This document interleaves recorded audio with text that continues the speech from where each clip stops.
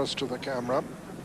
Fourth, absolutely in unison there. You need a steady platform for a job like this, which means having smart suspension.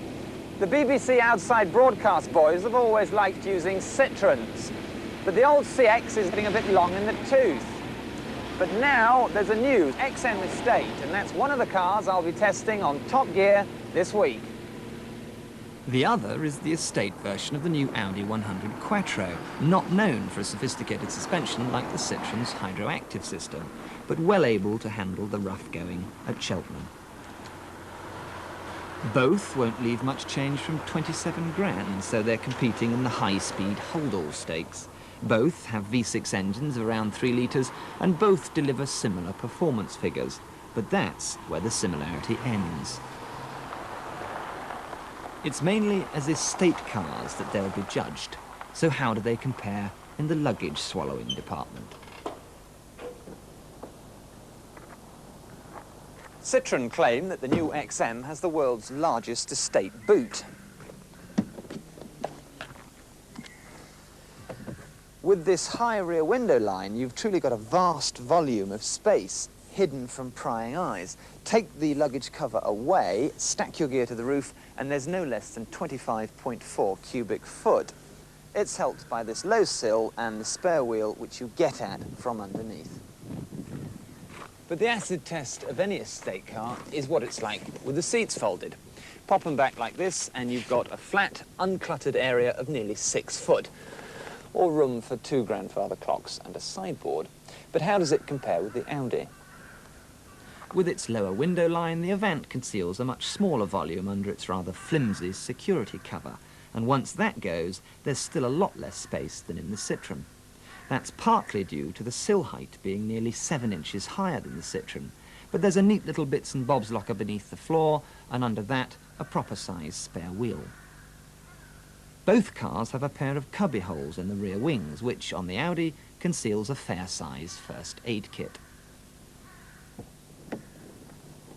Another niggle with the Audi is the fact that only the seat backs fold forward, so the area isn't as deep, and you're left with only 44 cubic foot, as opposed to a very impressive 69 on the Citroen.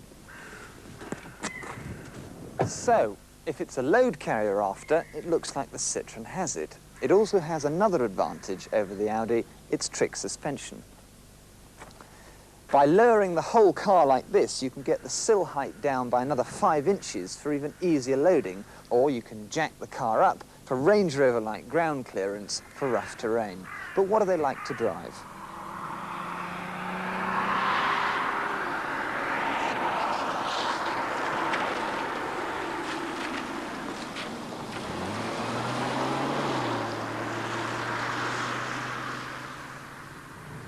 The XM is acknowledged to have one of the finest ride qualities in the world, and the estate version is just as good.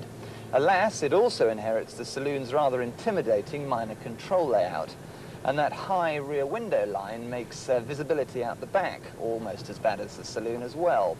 Throw in the disappearing nose, and parking the thing becomes a real pain. Behind the helm, the XM Estate shows itself to be a disarmingly fine car. Its poised magic carpet ride and velvety drivetrain make for gentle, unruffled progress. Turn on the taps and it'll barrel along the autobahns like an Intercity 125, soaking up every pimple and declivity without so much as a solitary thud. Vastly improved build quality, shorter servicing downtimes, and a large helping of style mean that second-hand values should stay healthy. Reckon on better than a Granada and about on a par with the chunky Volvo Estate, which, for a Citroen luxury liner, is no mean achievement. Behind the helm of the Audi, it's a completely different animal. The Quattro's sporting heritage still shows through with a much choppier, firmer ride than the silky Citroen. Oddly enough, the rearward visibility is no great shakes either, not helped by the rear headrests. The cabin layout has a much more familiar German orthodoxy to it, and the whole thing feels more like a sporting, communicative machine. Both these uptown carryalls are pitched at the prestige estate market, but I reckon that the more aggressive-looking Avant Quattro stands a better chance of taking on the wonder wagons of Mercedes and BMW. Where the Audi scores is that it looks and feels like a thoroughbred. From its trendy lines to its musical exhaust note, it gives off those all-important little style signals. It's marketed as more of an image builder than the Citroen, with plenty enough street cred for the King's Road or the Grousemoor. It may not be as cossetingly comfortable as the Citroen, but it pays other handsome dividends in the form of amazingly high limits of adhesion and plenty of mid-range heave.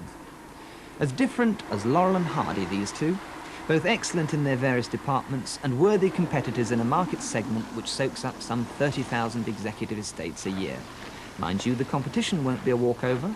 The new BMW 5 Series Touring and Merc estates are highly thought of and liable to stay firmly on their pedestals, for the moment anyway. Choosing between our two new contestants simply boils down to a question of how you drive. The Citroen's more interesting, but the Audi's more fun. And no matter which you plump for, I can assure you that the likelihood of disappointment is remote.